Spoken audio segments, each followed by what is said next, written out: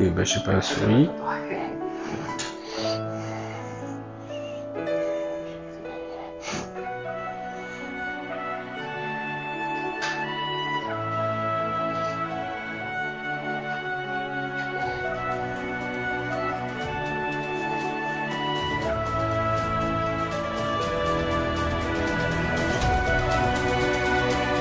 Ta boîte à outils.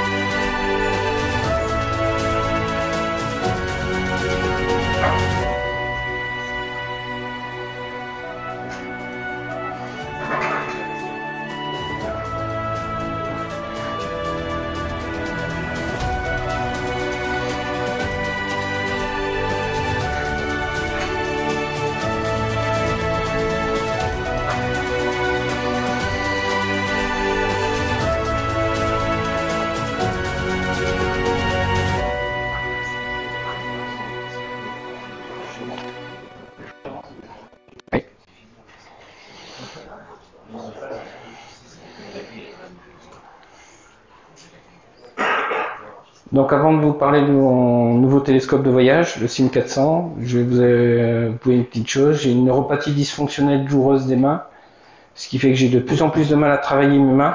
Donc pour un bricoleur, c'est dérangeant. Et j'ai beaucoup de nuits blanches à réfléchir sur énormément de choses. Donc soit je laisse m'entraîner par la maladie et je rentre dans une machine à laver, soit je bascule sur des télescopes. Et en mettant des cahiers des charges de plus en plus difficiles, voire impossibles, j'arrive à produire des choses. Donc mon nouveau télescope de voyage, tout est commencé en 2014 quand j'ai sorti le SIM 250.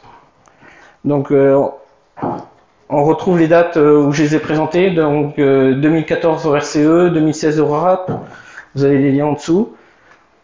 2019 sur YouTube, on peut le retrouver, 2021, journée des commissions. Donc certains disent que c'est un stroke. En fait, il n'y a que les trois branches qui ont été reprises du stroke. Tout le reste est complètement différent. Donc ça ressemble à un télescope démontable qui se rentre, mais dans la philosophie, dans la conception, c'est complètement différent. Donc j'ai réfléchi, je me suis posé ce cahier des charges durant une nuit pour savoir quoi faire. Donc le plus gros diamètre possible en cabine avion. Donc José avait déjà réfléchi. Il est où? Il n'est pas là. Il prend un miroir de 350 pour être vraiment tranquille, mais moi je voulais aller le plus loin possible. Donc le porte-oculaire est en 1 pouce pour une réutilisation d'un paracord en 1 pouce que j'ai, et surtout c'est le fait que les oculaires en 1 pouce sont relativement légers comparé au kilo des oculaires en 2 pouces. Donc quand il faut trimballer quelque chose, si on a déjà 1 kilo d'oculaire pour un oculaire, ça grève énormément de choses sur le reste. Fabrication à la slim, donc à ma façon, et une fabrication full carbone. Donc il n'y a plus d'alu, il n'y a plus de bois, c'est que du carbone. Donc le format cabine avion, je suis tombé là-dessus, sur le format de l'Agence internationale du transit aérien, l'AITA, qui définissait le format cabine avion. Donc la somme des 3 dimensions, H plus L plus Z inférieur à 115 cm, le poids 10 kg. Ceux qui prennent l'avion, j'en vois une qui coche la tête, ce n'est jamais ça. Donc il fallut que je m'impose un cahier des charges. Plutôt que de faire chaque compagnie aérienne, j'ai préféré prendre celui-là, qui est quand même un peu plus généraliste, comme source de départ. Donc avec mon principe de slim, on peut monter jusqu'à un 400 de diamètre. Donc le principe du slim, dans un télescope démontable, généralement on superpose les pièces les unes au-dessus des autres. Moi, j'arrive avec mon principe à cacher des hauteurs dans d'autres. Si bien que le barillet, le miroir, la plaque de protection et 1 mm qui provient des tourillons, j'arrive à cacher la cage, le rocker, la caisse et plein de choses. Donc ça arrive à faire des choses qui sont très compactes et assez réduites en dimension. Donc de pouvoir respecter le H plus L plus Z. Et contrairement au SIM 250 qui n'était pas en coup complet, celui-ci est en coup complet. Donc transporté avec Atlas, le paracord, les oculaires, le laser, il a tout. Donc j'ai vraiment un coup complet, je prends la mallette et je m'en vais. C'était un petit peu mon cahier des charges. Donc le choix du miroir, forcément 400 de diamètre. L'épaisseur, Bah, j'ai pris un 25 mm, parce que c'est facile à trouver. Plus fin, c'est un ménisque. Donc polir un ménisque, c'est quand même quelque chose de très difficile. Plus épais, ça ne rentrait plus dans le cahier des charges, parce que le poids dépassait les 7, 8, 9, 10 kg. Donc rien qu'à 10 kg, le miroir tout seul, j'explosais tout. Voilà. Après le FD, pour pas avoir d'escabeau, comme je suis pas grand, on va dire ça, bah, il faut un FD inférieur à 4. Et en faisant des calculs, je me rends compte que les tubes sont sécables en 3, exactement en 3. J'ai pas 3 tubes et un bout de tube qui trimballe, c'est exactement 3. Et j'ai un équilibrage qui est naturel du télescope. Donc j'ai pas besoin de trimballer de contrepoids ou de mettre un petit sachet avec des pierres comme je faisais avant pour l'équilibrer. En 2015, ben, tout s'est arrêté. Donc manque de motivation flagrant, ne me cherchez pas, c'est mes mains. Et donc j'ai mis l'énergie qui me restait dedans à fabriquer une CNC, que vous voyez en bas, donc une fraiseuse numérique de grande dimension, 60 sur 63 de découpe, donc assez pour retailler les pièces de mon 500 plus d'autres pièces, et une imprimante 3D en 2015, donc c'était vraiment les tout débuts de l'imprimante 3D. En 2019, donc un paquet d'années après, j'ai eu un regain d'énergie et j'ai adhéré à la SAF. Ça faisait quand même plus de 15 ans que j'étais en région parisienne et que cet atelier d'optique me faisait peur. J'y suis allé, j'ai adhéré. Mon objectif, c'était de polir le fameux 400 FD4 qui me titillait, mais pour ça, en se discutant avec Jean-Jacques, qui était le président à l'époque, il a dit il faut d'abord faire un miroir pour apprendre, donc j'ai fait un 250, un FD5 environ, pour ça. La motivation est revenue, donc j'ai ébauché le miroir, donc grain 80-120 pour ceux qui connaissent un peu, dans mon appartement pendant un confinement. 45 minutes le matin, 45 minutes l'après-midi. J'étais en nage, ça faisait mon sport. Mes voisins n'ont pas su ce que je faisais, mais je l'ai fait. J'en ai profité pour faire des essais de pièces en carbone avec des profilés en L, des profilés en U, mais j'étais jamais satisfait de ce que j'ai obtenu, donc ça me plaisait pas. Alors que c'était des pièces qui étaient très légères et qui me remplissaient mes fonctions. Je vous rappelle, c'est 10 kg moins 7, il me reste 3 kg pour toute la structure. Donc ça commence à être un petit peu chaud. 6, c'est mon 500. Donc il était en alu, la version V2 est en carbone, donc je me suis un peu investi dans mon 500 et j'ai délaissé de côté ce 400. Donc le miroir de 400, voilà, à l'atelier d'optique quand j'étais en train de le réunir. Mise au point des plans, donc c'est à peu près tout ce que j'ai fait comme plan. C'est peut-être un petit peu orgueilleux, mais voilà. Donc j'ai dessiné un barillet que j'estime nécessaire pour ce type de miroir. Donc c'est un 54 points. Et j'ai mon petit tableau Excel habituel, je remplis les cases en gris, et ça me calcule automatiquement la taille de miroir, l'offset, la taille du secondaire, et ainsi de suite. Et à partir de ça, je suis parti dans l'aventure. Donc là, c'est la deuxième partie avec la CNC. J'ai découpé la caisse, j'ai découpé la cage. C'est le reste de mes plans. Quand je disais que c'est à peu près tout, là, vous avez tous les plans. Et la plaque de carbone dans laquelle j'ai taillé le barillet. Donc la fraiseuse numérique, une plaque de carbone de 8 mm avec des fraises diamantées, j'y suis allé franchement dedans. Ça passe. 2020, nouvel arrêt, mais j'ai un petit peu de chance, le miroir est fini. Donc il est à 3,87, ça me va très bien comme taille. À l'atelier, je disais qu'il était à 4 parce que Jean-Jacques, il n'aime pas que les miroirs commencent par un 3. C'est voilà. J'ai réussi à le finir au bout de presque 18 mois de travail, dont 6 mois de parabolisation à lambda sur 8. Je me suis arrêté là, j'ai pas poussé le vis plus loin.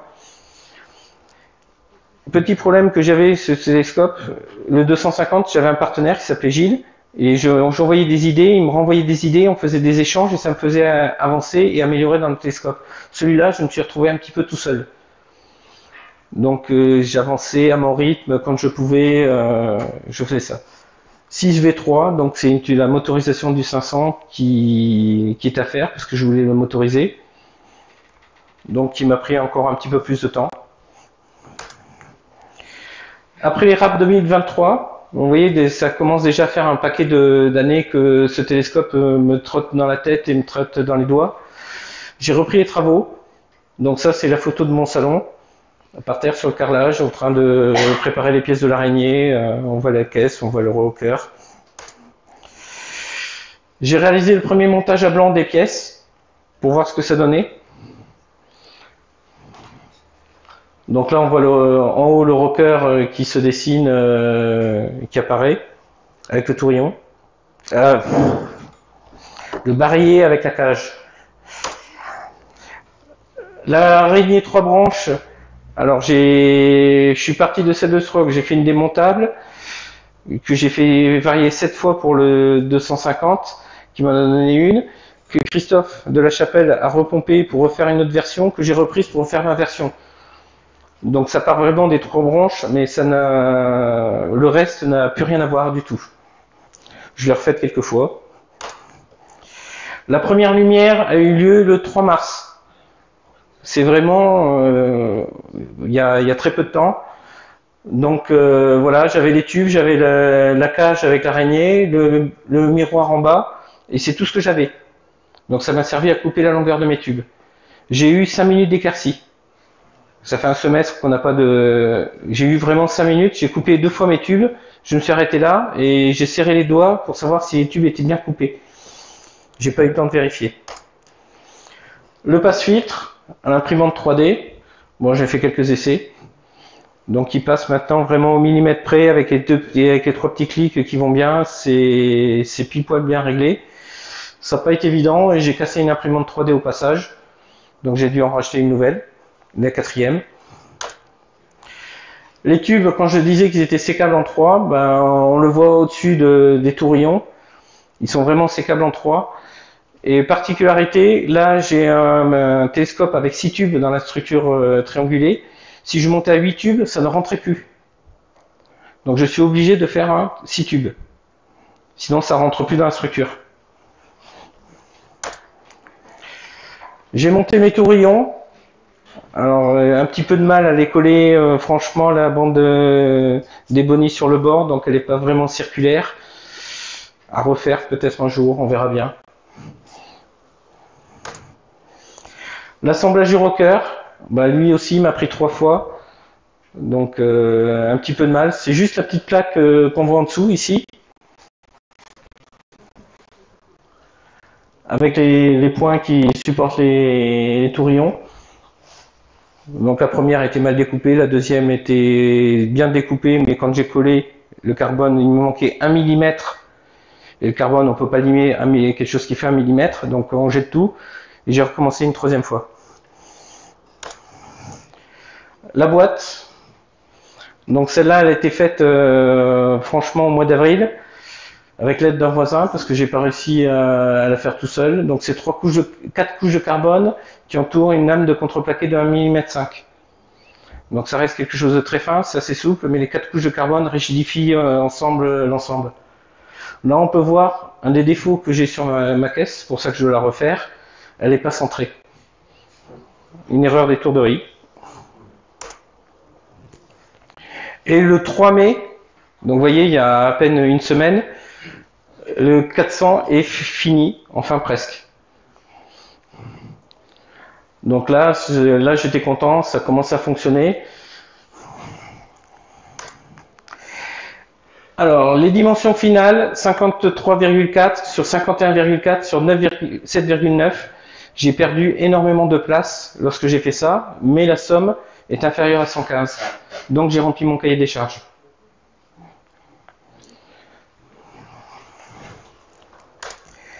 Alors le poids, j'ai pas cherché à faire léger, je fais compact, donc moins de matière égale moins de poids.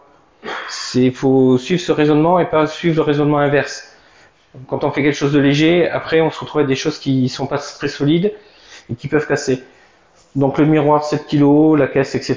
Le poids total 11,3 kg. Télescope en ordre de marche. Et j'ai environ 1,3 kg d'accessoires divers, les oculaires, l'atlas, et choses diverses. Donc ce qui me fait un total de 12,6 kg. Quand il est complet, quand je vais le refermer tout à l'heure, j'aurai 12,6 kg dans les mains. Donc il dépasse les 10 kg, mais ça commence à être dur de faire poindre. J'ai fait des plans quand le télescope a été fini. Donc faut pas chercher, faut pas comprendre. J'ai acheté une licence SolidWorks Maker et j'ai commencé à travailler des plans. Donc si on se regarde bien, ces plans-là, c'est déjà une version 2, et c'est pas la version que j'ai dessinée. Donc je n'ai pas dessiné mon télescope, mais celui qui aurait dû être fait.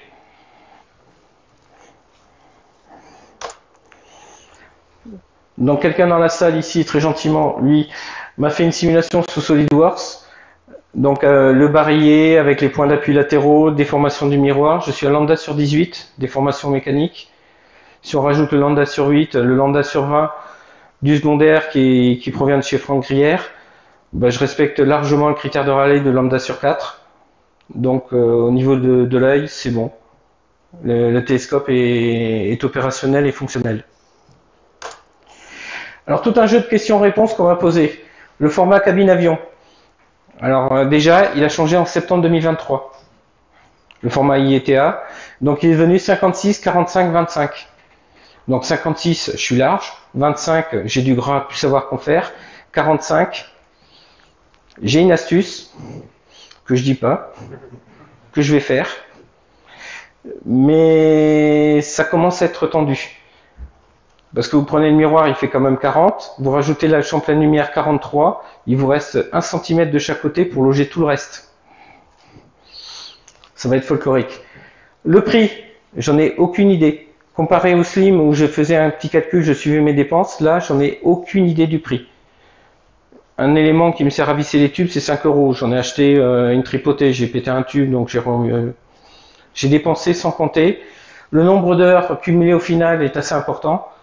Je ne parle pas du nombre de nuits que j'ai passé à réfléchir, à savoir comment faire. Voilà, le prix, c'est plus de la main d'œuvre que de la matière. Et il faut beaucoup de main d'œuvre. Faire plus léger. Alors la question, c'est pourquoi faire?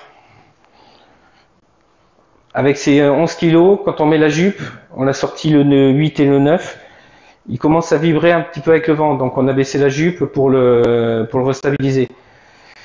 S'il y a vraiment besoin et qu'on veut vraiment descendre en dessous des 10 kg, j'ai trouvé un miroir alvéolé de 3,5 kg, mais qui me coûte 5 000 € hors taxe. Donc je peux le polir, ça va me coûter une blinde, et je peux descendre en dessous des 10 kg. À quoi ça me servirait? À rien. Faire plus gros, bah c'est tentant, mais je passe mon tour. Donc voilà. Faire un 500 qui rentre dans une sacoche de tente 2 secondes, c'était le rêve de Gilles, mon partenaire du 250. Voilà, c'est faisable, à lui de le faire. Faire légèrement plus petit, un 350 ou un 380, effectivement, c'est largement faisable et ça permettrait de passer un nombre de compagnies aériennes très facilement. Puisque, je vous dis, avec le 400, on pourrait descendre à 45, donc avec un 350, on gagne encore 5 cm. On descendrait à 40. Là, il commence à y avoir pas mal de compagnies aériennes qui se libèrent.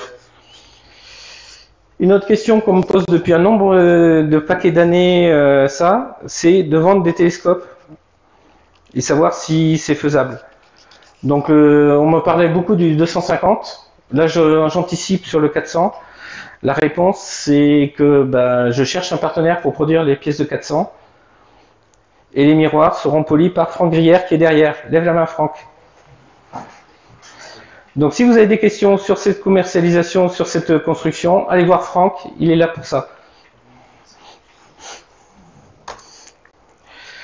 Le 7 mai, première lumière. Donc vous voyez, c'est vraiment pas tôt, c'est vraiment très tôt plutôt. Le télescope est complètement neuf, il est encore bourré de plein de petits défauts, de petites choses animées à ajuster. Donc la proof of concept est faite. On peut faire rentrer un télescope dans un format cabine-avion.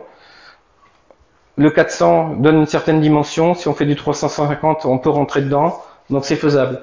Le AV2, vous avez vu, est déjà en cours de dessin.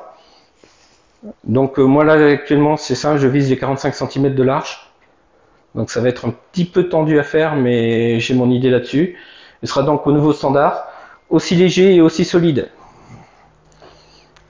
Donc faire un télescope léger mais pas solide, pour moi c'est pas un télescope. C'est une pièce qu'on met sur une étagère et on n'y touche plus. Donc l'esprit aussi m'oblige, toujours ma techno que j'utilise et que je mets au point. Le 8 mai, premier débousage, il y avait une vis de collimation qui bloquait. Je suis allé avec Christophe trouver des tarots et on a retaraudé la petite pièce de carbone pour que la vis rentre bien dedans. Donc premier débousage. Le 9 mai, j'ai pété mon rocker. Donc vous voyez les petites pièces qui servaient normalement à me maintenir en rotation, elles ont cassé. Donc mon rocker actuellement, là je vous le présente, on le tourne très lentement. Si on le tourne un petit peu vite, le rocker se décroche et glisse et le télescope glisse de sa base. Donc j'ai déjà un rocker complet à refaire. Ça arrive, c'est... voilà.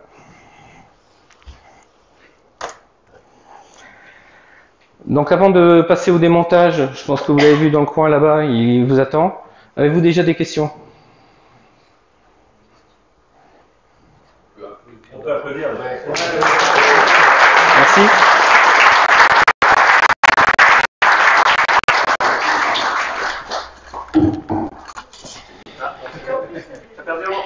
Ouais, c'est pas grave. Donc c'est un 400 qu'on peut trimballer à bout de bras. Donc voilà ce que ça donne.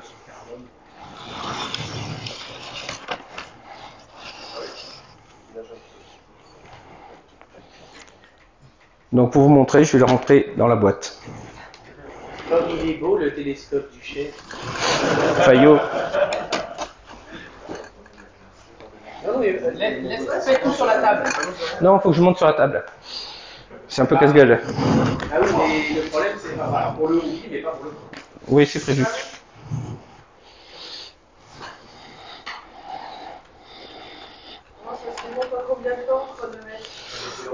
C'est une dizaine de minutes. Mais comme j'ai discuté, ça va mettre plus de temps.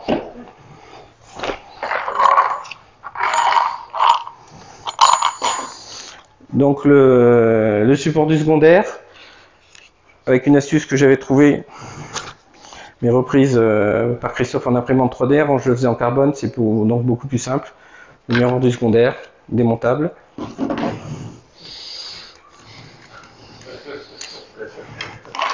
Donc s'il y en a qui posent des questions, pourquoi j'ai pas les aimants comme le 250, la réponse est simple. Pour moi c'est trop lourd, le poids du secondaire, pour que ce soit utilisable dans cette dimension-là.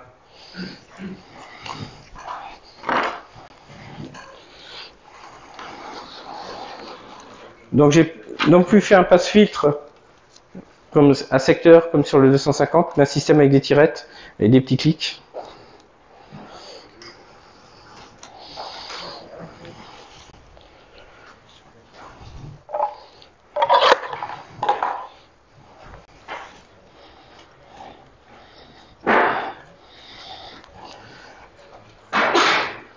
Donc vous voyez que le FD4 me permet d'avoir un télescope à ma hauteur.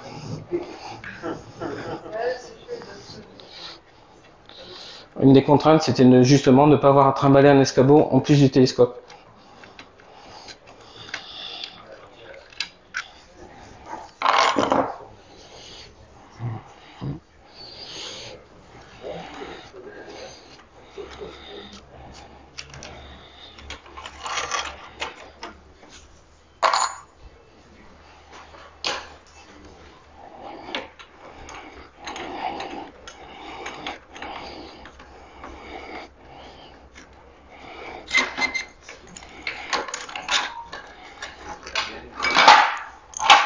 C'est rien, c'est des trucs de collimation qui se déboîtent. Donc reprise du 250 avec un système de crabot. On les insère et ils pivotent. Crabot débrayable. Est-ce que la collimation est stable, quel que soit l'angle du télescope? Oui. Ça j'y tiens. Un télescope qui tient pas une colline, pour moi c'est pas un télescope.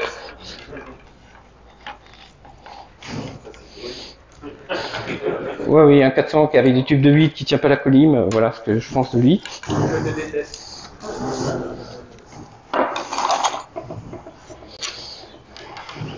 Il est humainement faisable.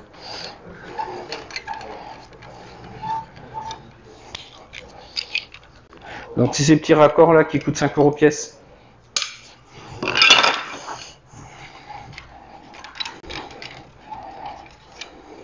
Alors précise que c'est des tubes de 12 et 14 emboîtés. C'est des tubes de 14 avec à l'intérieur des tubes de 12 qui servent à faire les manchons ici de support. Donc c'est des tubes de 14, donc ils sont bien dimensionnés.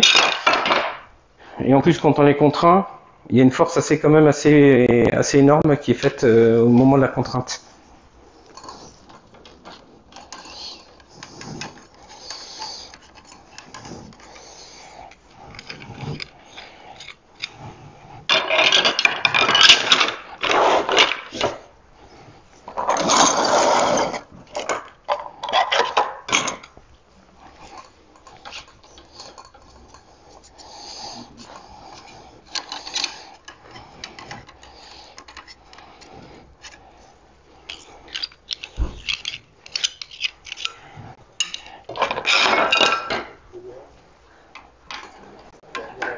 N'hésitez pas si vous avez des questions en même temps. Je peux parler? C'est le même temps pour démonter et remonter. À peu près. De toute façon, quand on fait quelque chose de démontable, il est forcément long à mettre en œuvre. Mais on a 15 minutes environ pour avoir la vision nocturne. Donc s'il se démonte en moins de, s'il se monte en moins de 15 minutes, ça va. Par contre, le démontage, généralement, on a froid, on en a marre. C'est là que le démontage doit être plus rapide. Il y a un petit dissipateur là sous le secondaire. Non. S'il y a de la buée, on le met dans la poche, on attend un peu, on le ressort et...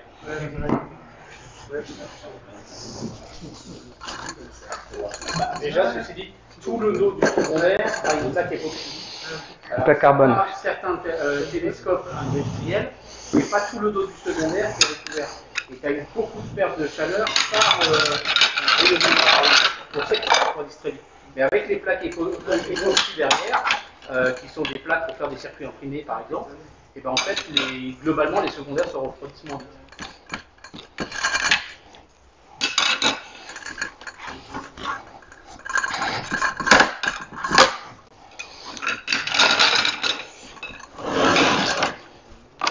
Voilà. Le rocker qui est cassé.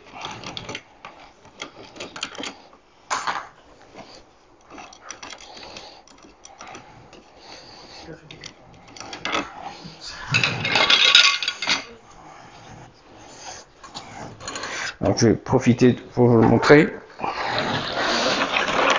Alors comme actuellement il n'est pas en appui le miroir sur le barillet, puisque au niveau du couvercle de protection, il vient se toucher les points de touche, et donc il empêche le miroir de reposer correctement sur le barillet. Mais là vous avez le barillet 54 points.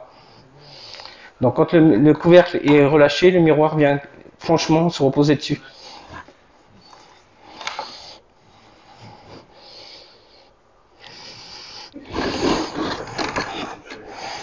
Et il fait 8 mm ton barrière. Toujours, les barilles slim, c'est toujours 8 mm avec une vis de 10, donc en fait ils font 10 mm.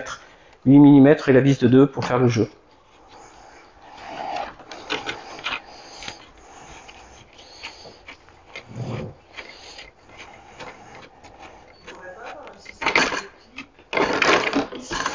Si tu trouves, je prends. On l'a fait sur des télescopes qu'on avait au club d'Antony où je suis passé, qui s'appelait des TVA. On avait un système de clips avec des attaches de meubles. Ça marche bien, mais c'est une limite en poids.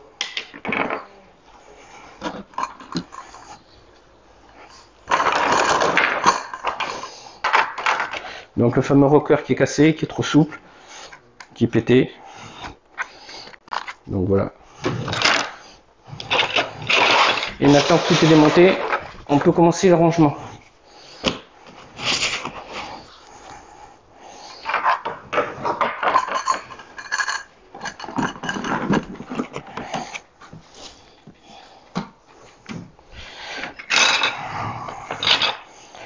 le principe des poupées gigognes du Slim.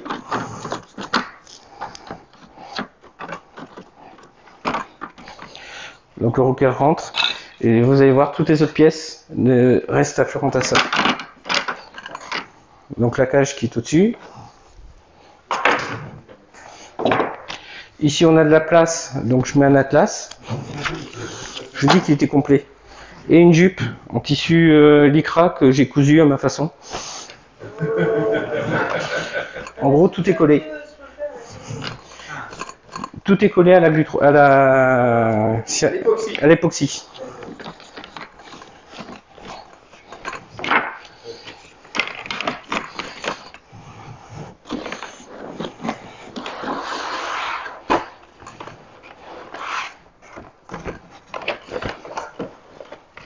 Merci.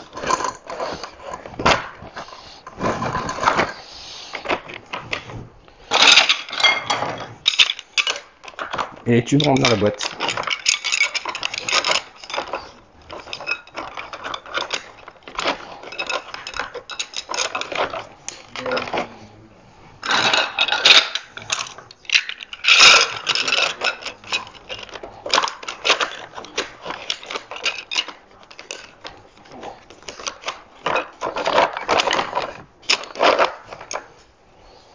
Donc les pièces se planquent dans les coins.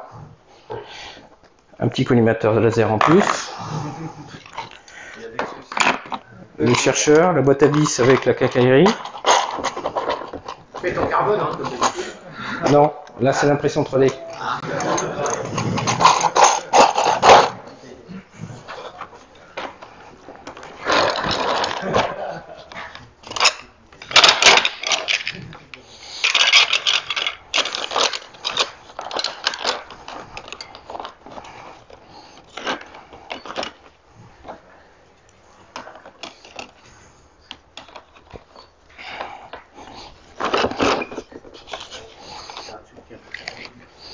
Ouais, sûr. Va-t-il y arriver? C'est le pare-lumière qui bloque, comme d'hab.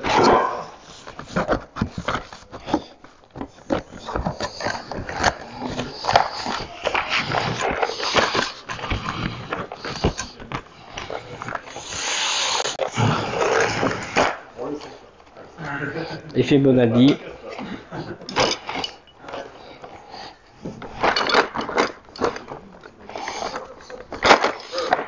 Non, j'en sors pas tout.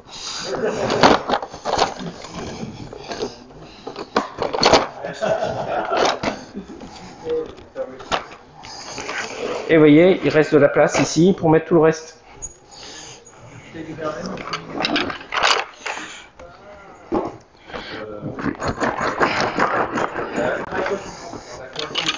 Donc on met le chercheur, le PO.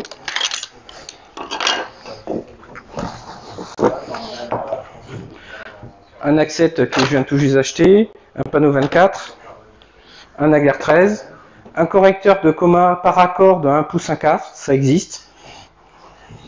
C'est un qui va, donc c'est pas la peine de vous lancer dans le projet si vous n'en avez pas.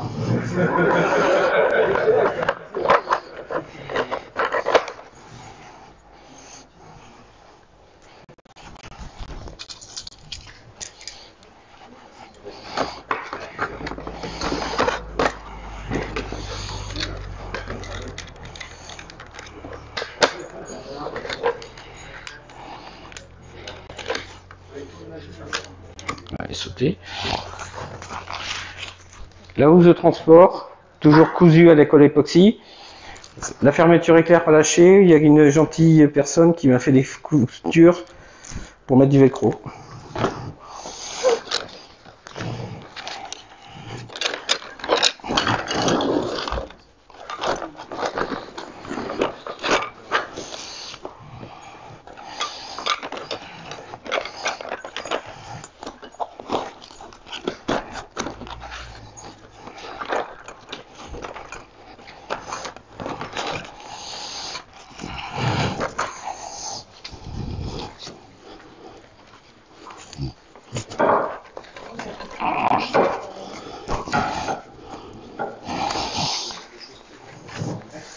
vraiment au chausse-pied.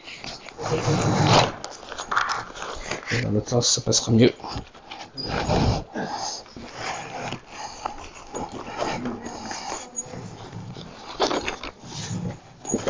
Il y aura la V2 de la Sacote à faire.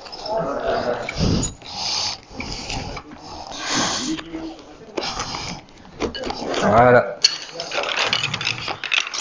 C'est dur avec les artistes. Hein. Oui, ils critiquent beaucoup, mais ils font peu.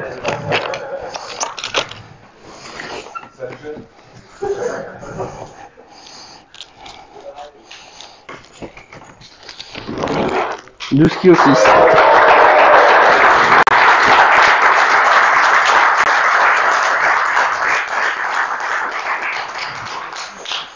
On a encore du temps? Avez-vous des questions? Je ne remonte pas de suite.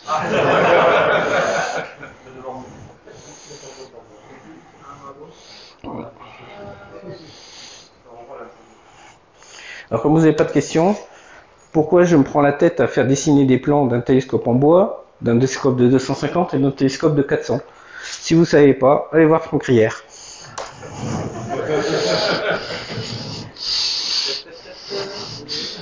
C'est fait. Si vous n'avez pas de questions, on peut s'arrêter. Donc je vous donne rendez-vous. Je vous donne rendez-vous à mon emplacement, le 190, c'est juste à côté là-bas. On va le remonter tranquillement. Et il y a le 500, il y a le 250 qui est déjà monté. Donc il y a moyen de faire une photo de famille de mes télescopes en cours. Oui.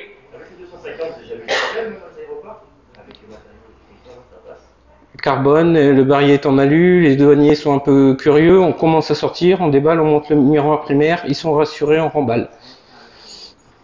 Les branches d'araignée sont en carbone, donc ça les rassure sans aucune difficulté. Et celui-là, il est full carbone, donc en fait, ils verront la boîte à vis, quelque chose en verre au milieu, et quasiment que du carbone autour, avec quelques inserts. Est-ce que vous avez exploré la solution de fibre de verre imprimable composite de fibre de verre imprimable? Le PETG fibre de carbone, PETG-CF. Alors le PETG-CF, j'ai une bobine chez moi qui m'attend. Il faut que l'imprimante elle est toute neuve et toute récente. Il faut que je démonte la buse, que je mette une buse en acier et que je commence à explorer. C'est autre chose. Mais là-dessus, sur les structures, il ne faut pas oublier que les lois mathématiques qui sont derrière, c'est lié à des carrés ou à des cubes. Sur un 250, on peut faire beaucoup de choses. Sur un 400, ben là, la preuve, c'est le rocker, je l'ai dimensionné en épaisseur, la même chose que le 250, ça n'a pas suffi. Donc j'ai passé 3 couches de carbone à 6. Donc passer avec des matériaux imprimables sur un 400, c'est... Voilà, je ferai des essais, mais j'y crois moyen.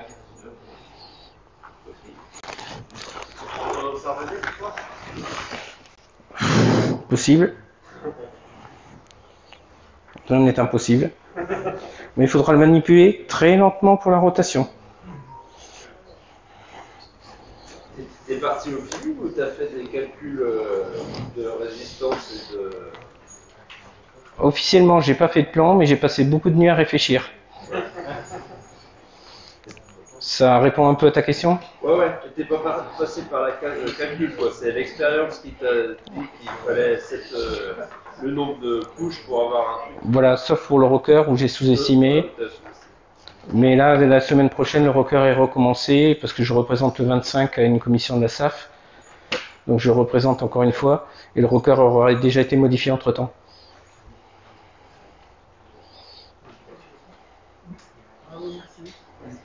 Mais de rien.